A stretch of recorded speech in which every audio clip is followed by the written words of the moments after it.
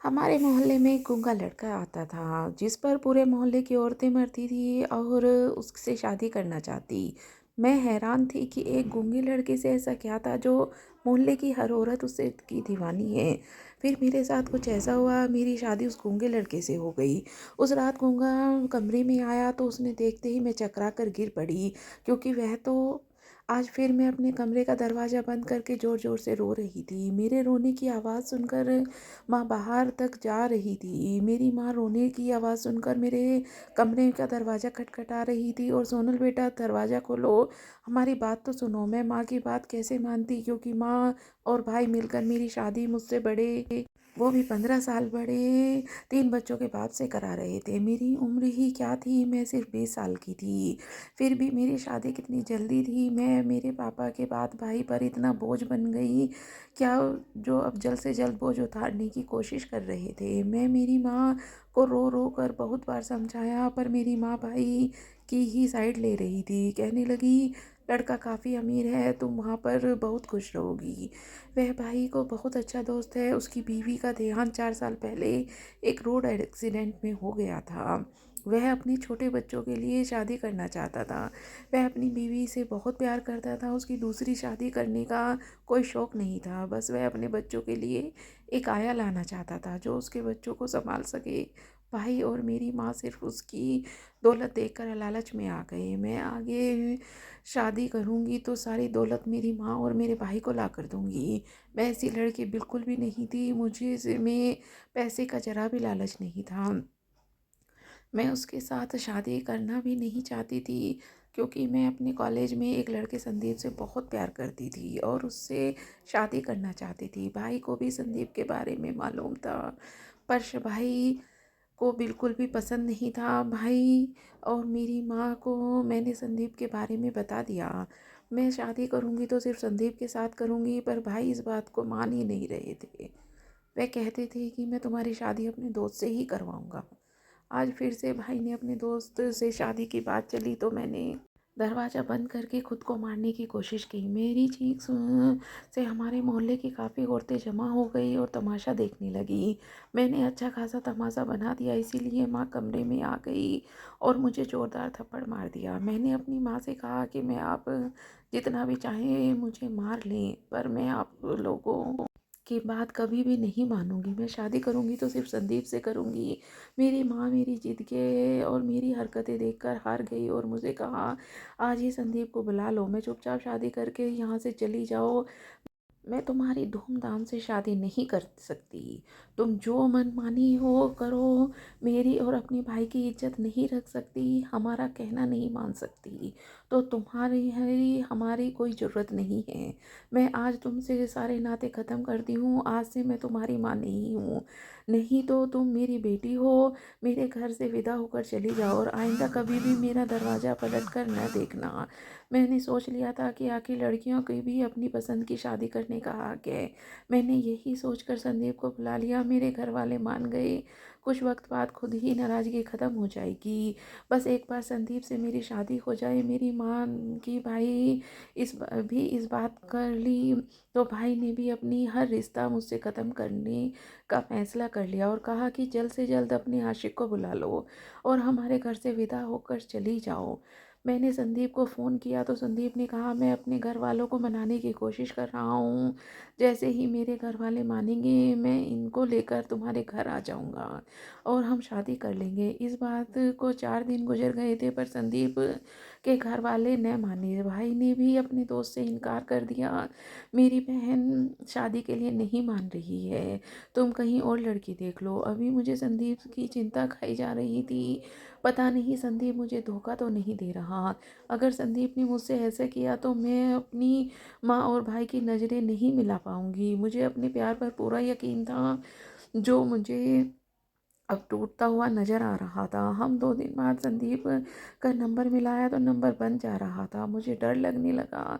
मैंने अपने सभी दोस्तों को कॉल करके संदीप के बारे में पूछा, जिन जिनको मेरे और संदीप की मोहब्बत के बारे में पता था, पर सभी लोग संदीप के बारे में नहीं जानते थे। संदीप ने मुझे हमेशा मना कर रखा था कि तुम कभी भी मेरे घर का नंबर पर कॉल नहीं करना चाहिए। ये कुछ भी हो जाए, किसी भी इमरजेंसी में कभी भी मेरे घर का नंबर डायल ना करना। इस बार मैं बहुत ही मजबूर हो गई। मुझे अब संदीप के घर का नंबर मिलाना पड़ा। जैसे ही संदीप ने घर का कॉल की तो उसकी माँ ने कॉल उठाई। मैंने उसे संदीप के बारे में पूछा तो कहने लगी कि तुम कौन हो। मैंने उसको बताया कि आंटी, मैं सोनल बोल रही हूँ, मुझे संदीप से बात करनी है। उसने मुझे बताया कि बेटा, संदीप तो 3 दिन पहले ही मुंबई के लिए यहाँ से निकल गया था और आज उससे अमेरिका की फ़्लाइट है, तो वह तो जा चुका होगा। मैं संदीप की माँ से कहा, संदीप भला अमेरिका क्यों गया है। उसने मुझे बताया कि संदीप नौकरी के लिए चला गया है। मेरा दिमाग काम नहीं कर रहा था। संदीप ने मुझे इतना बड़ा झूठ बोला। मैं अपने घर वालों को मनाने की कोशिश कर रही हूँ। जैसे ही मेरे घर वाले राज़ी हो जाएंगे, मैं तुम्हारे घर उनको लेकर आ जाऊँगा और फ़ौरन ही शादी कर लेंगी। वह अमेरिका जाने की तैयारी कर रहा था, इसीलिए वह बात को टाल मटोल कर रहा था। मैं टूट कर बिखर गई थी। संदीप ने मेरी मोहब्बत का मजाक बना दिया था। मैं अपनी माँ और अपने भाई को क्या मुंह दिखाऊंगी।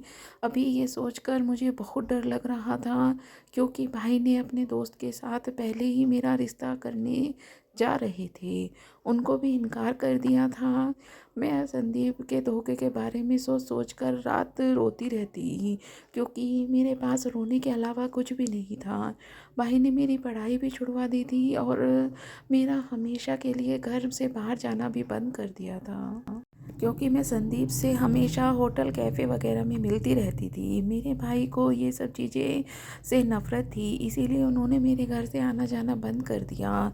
मैं अपनी माँ को बताने ही वाली थी कि पड़ोस की एक आंटी से माँ ने ये बात चल रही थी कि संदीप देश छोड़कर यहाँ से चला गया है। उसने मुझे बहुत बड़ा धोखा दिया है। मुझे नहीं मालूम था कि संदीप मेरे साथ ऐसा क्यों किया। मैं जाकर माँ से कहा, संदीप ने मुझे धोखा दिया है। अब आप लोग जहाँ पर चाहेंगे मैं शादी करने को तैयार हूँ। मेरी माँ ने मेरे गाल पर एक ज़ोरदार तमाचा मारा कि तुम धोखेबाज के चक्कर में मेरी और अपने भाई की इज्जत मिट्टी में मिलाई। तुमने हम दोनों की इज्जत के बारे में थोड़ा भी सोच लेती तो ये दिन देखने को न मिलता। मैं मोहल्लेदारों के आगे कैसे अपना सर उठाकर चलूँगी। अब तो सबको पता चल चुका है कि तुम्हारा रिश्ता उसके घर से आने वाला है। तुमने भी हमें किसी काबिल नहीं छोड़ा। तुमने जिस तरह अपनी और मेरी बदनामी करवाई है पूरे मोहल्ले में, अब कहीं से भी तुम्हारा रिश्ता नहीं आएगा। अगर तुम्हारे भाई को यह पता चला कि संदीप देश छोड़कर चला गया है, तब पता नहीं क्या होगा, क्योंकि मेरे कहने पर ही वह माना था इस शादी के लिए। अब मैं इसको क्या जवाब दूंगी। सारी बातें सुनकर मुझे भाई से बहुत ज़्यादा डर लग रहा था, क्योंकि मेरा भाई पहले से ही संदीप से नफ़रत करते थे और अब तो ये बात हो गई। अब कुछ भी नहीं हो सकता था। भाई का गुस्सा मुझे घर शाम को पता चलता। जैसे ही भाई घर आया, मेरा दिल डर के मारे ज़ोर ज़ोर से धड़कने लगा। मेरी माँ जाकर जैसे ही भाई के सामने कहा, सोनल के लिए और जगह रिश्ता देखना शुरू कर दो, संदीप देश छोड़कर भाग गया है। भाई बोल रहे थे कि मुझे तो पहले ही दिन से पता था कि वह लड़का ठीक नहीं है, पर आप लोगों ने मेरी एक ने मानी। मैं अपने दोस्त के साथ रिश्ता करना चाहता था, तब आप लोग माने नहीं। अब मेरा आप लोगों से कोई रिश्ता नहीं है। जहाँ आप लोग चाहो रिश्ता करो। भाई गुस्सा होकर इस वक्त घर से निकल गई। मेरी माँ भी रोने बैठ गई। मेरी वजह से भाई बहुत दिन तक बात नहीं की। मैं जितना रो सकती थी रोई और दुआएं मांग रही थी कि भगवान मेरे लिए कोई ना कोई रिश्ता भेज दे, मैं इस घर से विदा होकर चली जाऊं, क्योंकि मैं अब अपनी माँ और अपने भाई दोनों पर बोझ बन चुकी थी। वह लोग मुझे अपनी जिम्मेदारी नहीं बल्कि बोझ समझकर अपने सर से उतारना चाहते थे। मुझसे गलती हुई थी कि मैंने संदीप पसंद किया था, पर मुझसे कोई गुनाह तो नहीं हुआ था जिसकी सज़ा मुझे लोग इतनी बड़ी दे रहे थे। मुझसे अपना सारा रिश्ते ख़त्म कर रहे थे। हमारे घर में मोहल्ले अब बहुत ही बदल चुका था। भाई और मेरी माँ के चेहरे पर एकदम खामोशी छा गई थी, क्योंकि मेरी वजह से उनके मोहल्लेदारों और रिश्तेदारों में बहुत ज़्यादा बदनामी हो चुकी थी। मैं दिन रात रोती रहती। एक दिन हमारे दरवाजे पर एक गूंगा लड़का आया। उसने आकर ही ज़ोर ज़ोर से दरवाज़ा बजाना शुरू कर दिया। जैसे ही दरवाज़ा खोला तो सामने एक लड़का खड़ा था। वह इशारों से खाना मांग रहा था और इस वक्त अपने लिए खाना लेकर बैठी थी। मैंने खाना उस लड़के को दिया। मैंने सोचा कि शायद भगवान इसी नेकी से खुश हो जाएं और मेरे लिए रिश्ता भेज दें। मैंने उस लड़के से कहा, तुम बहुत ही नौजवान और खूबसूरत हो और मेरे लिए दुआ करो कि भगवान मेरी दुआ सुन ले। उसने मुझे इशारों से कहा, ठीक है, मैं तुम्हारे लिए दुआ करूँगा। मैं उस लड़के से बात कर रही थी, तभी मोहल्ले की एक लड़की जिसके साथ मैं अपने दिल की हर बात शेयर करती थी, वह सामने आए अपने दरवाजे पर खड़ी सब्जी वाले से सब्जी ले रही थी। मुझे उस लड़के की बातें करते देखकर उसी वक्त मेरे दरवाजे तक मेरे पास आई और कहने लगी, सोनल क्या बात है? मैंने कहा, कुछ नहीं रानी, ये सब इस बेचारे गूंगे की दुआ करवा रही हूँ। ऊपर वाला ऐसे लोगों की दुआ जल्दी सुनते हैं। रानी को संदीप के बारे में सब कुछ मालूम था और उसको मेरे घर मोहल्ले का भी पता था। रानी मेरे भाई को बहुत पसंद करती थी और मेरे भाई से शादी करना चाहती थी। वह हमारे घर ज़्यादातर आती रहती। मेरी माँ से तो उसकी कुछ खास नहीं बनती थी, क्योंकि मेरी माँ को शायद वो बिल्कुल पसंद नहीं थी। इसीलिए मेरे पास बैठने के लिए आ जाती, ताकि किसी न किसी बहाने वह भाई को देख सके। जब वह गूंगा लड़का वहाँ से चला गया तो रानी मुझसे कहने लगी, सोनल क्या सोच रही हो? मैं रानी से कहा, मैं यही सोच रही हूँ कि मेरी प्रार्थना जल्दी सुन ली जाए। कहने लगी, ऊपर वाला क्यों नहीं सुनेगा? यह बेचारा गूंगा है और कितनी खूबसूरत नौजवान है। तुम्हें पता है सोनल, मोहल्ले की आधी लड़कियां इसके देखने के बहाने से भीख लेकर आती हैं। यह लड़का हर शनिवार को इस मोहल्ले का चक्कर लगाता है और सारी लड़कियां इसको देखने लग जाती हैं। हम दोनों आपस में बातें कर रहे थे जब भाई मोटरसाइकिल पर आए और हम दोनों को दरवाजे पर खड़ा देखकर गुस्सा होने लगी। मैं अपने घर चली आई और रानी भी भाई को देखते देखते अपने घर के दरवाजे में घुस गई। भाई सीधे मेरी माँ के कमरे में चले गए और माँ से धीरे धीरे आवाज़ में बातें कर रहे थे। मैं दरवाजे में खड़ी थी ताकि उनकी बात सुन सकूं। भाई और माँ आपस में बात कर रहे थे। वह दोनों इतना ऐसा बोल रहे थे कि मेरे कान तक कोई आवाज़ नहीं आ रही थी, क्योंकि वह दोनों कमरे के अंदर बैठे थे और दरवाज़ा में खड़ी थी। मैं दिल ही दिल में यही सोच रही थी कि शायद दुआ करवाई है तो पूरी होने जा रही है। मुझे पूरा यकीन था कि भाई दोनों मेरे रिश्ते की ही बात कर रहे होंगे, वरना भाई इतना धीरे धीरे बातें न करते। कुछ देर बाद मैं रानी के घर गई। जैसे ही मैं रानी के घर से निकली तो पड़ोसियों के दरवाजे पर वह गूंगा लड़का बैठा था, जहाँ पर 4 लड़कियां और भी खड़ी थी। यह देखकर मैं रानी के घर जल्दी अपने घर चली गई, क्योंकि मुझे यकीन था कि वह गूंगा लड़का दरवाजे पर चक्कर जरूर लगाएगा। आखिर उसकी दुआ जो रंग लाई थी। मैं यही सोचकर गूंगे लड़के का इंतजार में खड़ी थी। जब वह आया तो मैंने उसको पूरे 1000 का नोट थमा दिया और इशारों से कहा कि तुम्हारी दुआ का ही असर है, मेरे साथ अच्छा हो रहा है। वह 1000 का नोट देखकर खुश हो गया और मेरे लिए हाथ उठाकर दुआएं मांगता हुआ वहाँ से चला गया। मेरे साथ काफ़ी हद तक अच्छा हो गया था। इस बात को तकरीबन 3 महीने गुजर गए थे। वह लड़का हमारे मोहल्ले में न आया। एक दिन माँ के पास बैठी थी जब मेरी माँ मुझसे शिकायत कर रही थी कि बेटी, आजकल तेरे रिश्ते के लिए तेरा भाई बहुत परेशान है। अगर तुम वह रिश्ता न ठुकराती तो आज सब अच्छा होता। अभी मेरी माँ की बातें चल ही रही थी कि मेरा भाई मेरी माँ के पास कुछ सामान लेकर आया, जिसमें एक लाल जोड़ा और कुछ मिठाइयों के डिब्बे थे। भाई यह सामान आखिर क्यों लाया है? भाई ने माँ से कहा, जल्दी से इसको सोनल को पहना दो और इसको तैयार कर दो। मैं लड़का देख लिया है। माँ ने कहा, अच्छा बेटा, मैं अभी इसको तैयार करती हूँ। वह लड़का मान गया। चलो शुक्र है। माँ ने मुझे कहा, बेटा यह लो, जल्दी से पहन लो। मैं कुछ भी बोल न सकी। मेरी शादी किसके साथ होने जा रही थी मुझे कुछ मालूम नहीं था। सब कुछ पूछने का हक मैं खो चुकी थी। पहले भी एक रिश्ते से इनकार कर चुकी थी। उसके कारण मैं भुगत चुकी थी। मैंने तो यह सब सोच लिया था कि अब मैं जिसके साथ भी मेरी शादी करेंगे चुपचाप कर लूँगी। भाई मेरे शादी एक सादे तरीके से करने वाले थे, ना बाजा ना गाजा ना मेहमान, माँ और भाई बहुत खुश थे। इसीलिए मुझे भी शायद इस बार पहले से ज़्यादा अच्छा रिश्ता भाई के लिए लाए होंगे।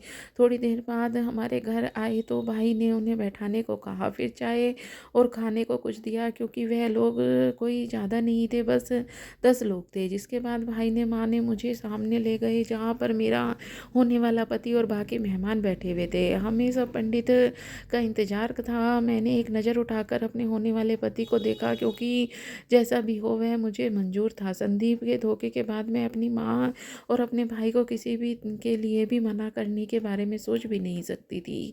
मेरा शादी हो रहा था उस समय मुझे संदीप से बहुत ज़्यादा याद आई, क्योंकि मैं संदीप से बहुत ज़्यादा प्यार करती थी। मैंने अपनी सारी ज़िंदगी संदीप के साथ बिताने का सपने देखे थे। भले ही संदीप के प्यार मेरे लिए झूठा था, लेकिन मेरी मोहब्बत बिल्कुल सच्ची थी। अगर संदीप मेरे साथ शादी कर लेता तो मैं ज़िंदगी की खुशकिस्मत लड़की होती। लेकिन वो तो धोखा देकर यहाँ से भाग गया था। थोड़ी देर बाद पंडित जी आए, जिन्होंने हमारा शादी करवाया। शादी होने के बाद सारे लोग वहाँ से चले गए, सिवाय मेरे पति के। कुछ देर बाद माँ ने मुझे गले लगाकर सिर्फ इतना ही कहा, बेटी तुम्हारे साथ अच्छा नहीं किया था। मैं माँ को कहा कि माँ आपकी कोई भी गलती नहीं है, जो गलती है सब मेरी है।